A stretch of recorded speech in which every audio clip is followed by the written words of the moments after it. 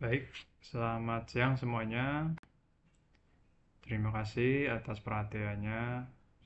Dalam kesempatan siang hari ini, saya akan memaparkan tugas hukum perbankan dari dosen pengampu Dr. Diana RW Napitupulu SH, MH, MKN, MSc.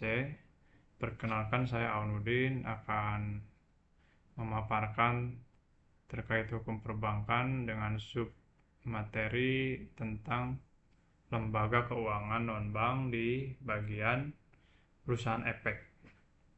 Sebagai pengantar, yaitu pembangunan nasional di bidang perekonomian yang maju dapat dikatakan berasal dari bergeraknya perekonomian masyarakat dan juga dunia usaha. Salah satu faktor yang menunjang dalam pembangunan nasional di bidang perekonomian adalah sektor jasa keuangan. Peran strategis lembaga keuangan tersebut sebagai wahana yang mampu menghimpun dan menyalurkan dana masyarakat secara efektif dan efisien ke arah peningkatan taraf hidup masyarakat. Seiring dengan berjalannya waktu dan perkembangan perekonomian serta kemajuan digital teknologi, maka timbullah persaingan antar lembaga keuangan sehingga perlu dilakukannya suatu perubahan ke arah yang lebih baik. Persaingan pada lembaga keuangan sangatlah penting karena segala bentuk perilaku dari anti kompetitif pada bank memiliki implikasi yang luas untuk efisiensi, produktif, kesejahteraan konsumen, dan pertumbuhan ekonomi. Adanya persaingan pada perbankan sering diketahui karena adanya perebutan sumber daya yang produktif, misalnya penyaluran kredit yang dapat mempengaruhi pendapatan. Persaingan dalam lembaga keuangan tidak hanya dengan perbankan namun juga dengan lembaga keuangan bukan bank. Jika semakin ketatnya persaingan, maka harus saling menguatkan kinerja perusahaan untuk menjaga stabilitas perusahaan. Perusahaan pembiayaan juga memiliki keunggulan dalam pembiayaan kendaraan dan juga modal kerja, sehingga dapat terjadi perebutan pendapatan dengan perbankan karena memiliki beberapa kemiripan jenis usaha.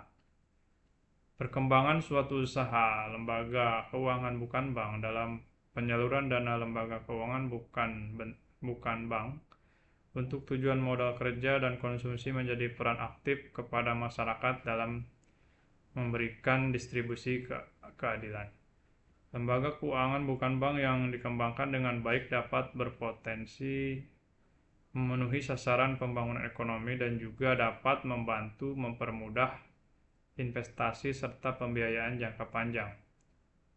Aset perusahaan pembiayaan mengalami pertumbuhan yang cukup signifikan. Perkembangan aset tersebut diharapkan dapat mendorong perusahaan semakin berkembang dan memberikan kontribusi terhadap pertumbuhan ekonomi nasional. Industri keuangan bukan bank merupakan lembaga yang menyelenggarakan aktivitas keuangan berupa menghimpun dana dari masyarakat lalu menyalurkannya untuk kegiatan investasi di perusahaan serta menerbitkan surat berharga.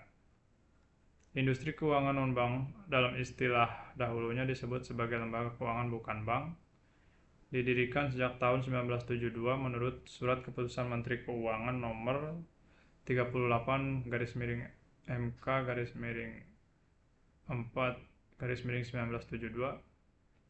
Tujuan pendiriannya ialah untuk mendorong perkembangan pasar modal agar penyaluran dananya lebih efisien sehingga meningkatkan kesejahteraan masyarakat.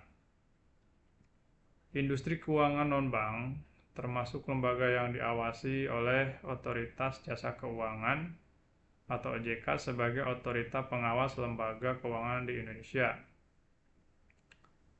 Industri keuangan non-bank memiliki fungsi selain menghimpun dan menyalurkan dana juga memiliki beberapa fungsi lain, yakni menghimpun dana masyarakat serta mengeluarkan surat berharga, memberi layanan penyertaan modal ke perusahaan, maupun proyek-proyek tertentu dalam jangka waktu sementara sebelum diperjualbelikan ke pasar ke pasar modal. Berikutnya, memberi permodalan kepada masyarakat ekonomi menengah ke bawah sehingga mereka mampu membangun usaha. Yang keempat, menjadi perantara antara perusahaan di Indonesia dengan pemerintah agar mendapat kelancaran permodalan. Kelima, sebagai perantara mencari tenaga ahli dan nasihat profesional. Berikutnya, memperluas sumber pendanaan usaha di sektor swasta. Industri keuangan non-bank dalam menjalankan usahanya mengedepankan dua prinsip utama, yakni pertama, melaporkan tiap transaksi mencurigakan, misalnya transaksi dalam jumlah tidak wajar di luar kebiasaan nasabah, sehingga dicurigai sebagai tindakan pencucian uang atau pendanaan untuk terorisme. Yang kedua, harus mengenal latar belakang nasabah, identitas, saldo dalam rekening, hingga kebiasaan transaksi.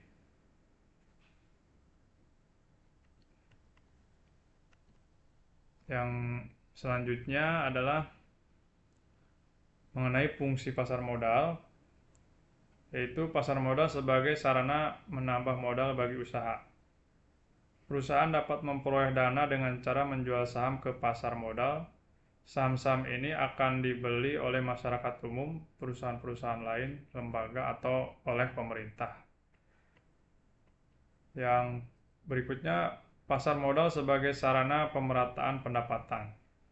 Setelah jangka waktu tertentu, saham-saham yang telah dibeli akan memberikan dividen atau bagian dari keuntungan perusahaan kepada para pembelinya atau pemiliknya. Oleh karena itu, penjualan saham melalui pasar modal dapat dianggap sebagai sarana pemerataan pendapatan. Pasar modal sebagai sarana peningkatan kapasitas produksi.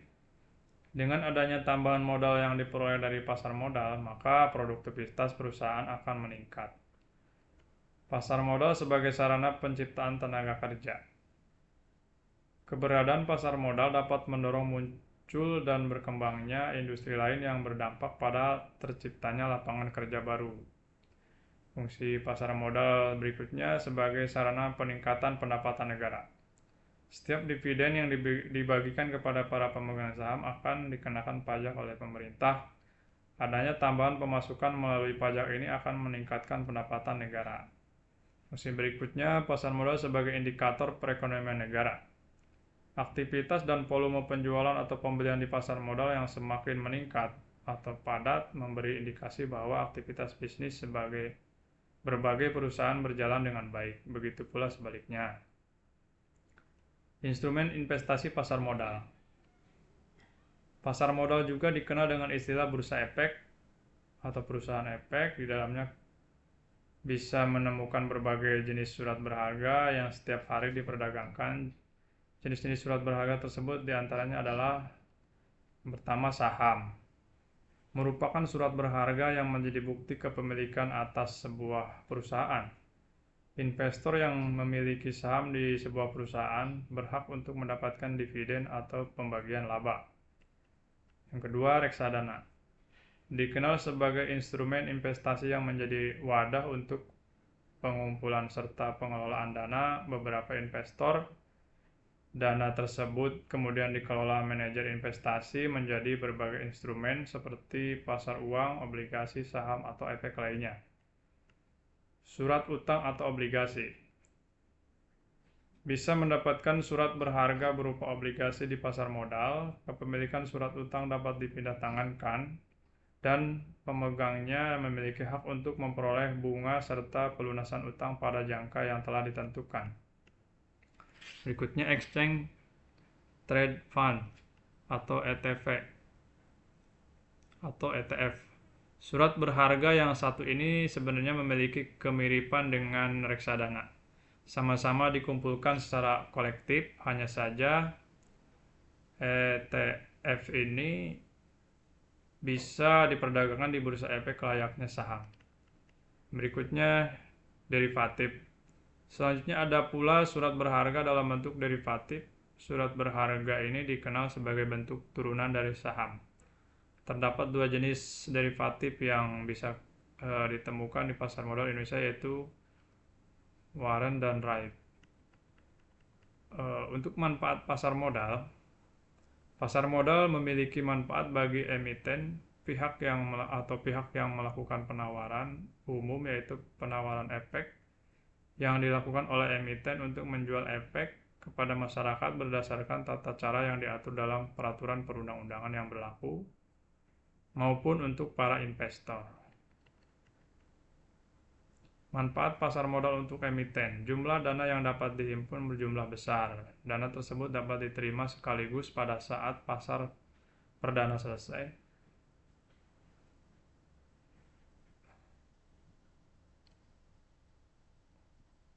Ketergantungan emiten terhadap bank menjadi lebih kecil. Manfaat pasar modal untuk investor. Nilai investasi berkembang mengikuti pertumbuhan ekonomi. Peningkatan tersebut tercermin pada meningkatnya harga saham yang mencapai capital gain. Memperoleh dividen bagi mereka yang memiliki atau pemegang saham, dan juga bunga yang mengembang bagi pemegang obligasi. Dapat sekaligus melakukan investasi dalam beberapa instrumen yang mengurangi risiko.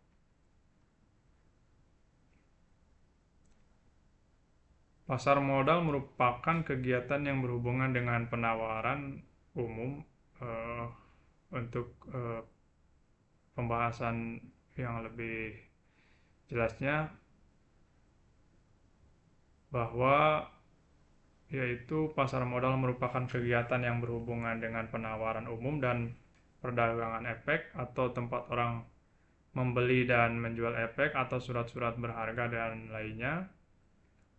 Pasal 1 angka 13 Undang-Undang Nomor 8 Tahun 1995 menjelaskan bahwa pasar modal merupakan kegiatan yang bersangkutan dengan penawaran umum dan perdagangan efek yang diterbitkannya, serta lembaga dan profesi yang berkaitan dengan efek. Salah satu pelaku pasar modal yang bersinggungan langsung dengan investor ialah perusahaan efek. Perusahaan efek lebih dikenal dengan perusahaan sekuritas atau security company. Perusahaan efek merupakan perseroan yang telah memperoleh izin usaha di Bapepam yang sekarang digantikan oleh OJK. Perusahaan efek yang telah memperoleh izin usaha dapat melakukan kegiatan sebagai penjamin emisi efek, perantara pedagang efek, dan atau manajer investasi serta kegiatan lain sesuai dengan ketentuan yang ditetapkan. Dilihat dari sudut kepemilikannya, perusahaan efek dapat dibedakan atas berbagai perusahaan efek nasional, yaitu perusahaan efek yang seluruh sahamnya dimiliki oleh orang perseorangan, warga negara Indonesia, dan atau badan hukum Indonesia. Yang kedua, perusahaan efek patungan, yaitu perusahaan efek yang sahamnya dimiliki oleh orang perseorangan, WNI, badan hukum Indonesia, dan badan hukum asing yang bergerak dalam bidang keuangan. Sehubungan dengan aktivitas perusahaan efek, maka harus mendapat izin OJK sebagaimana diatur dalam peraturan OJK nomor 20/POJK.04/2016 tentang perizinan perusahaan efek yang melakukan kegiatan usaha sebagai penjamin efek dan perantara pedagang efek. Dalam melangsungkan kegiatannya, perusahaan efek dapat diwakili oleh orang perorangan sebagaimana dalam POJK tersebut.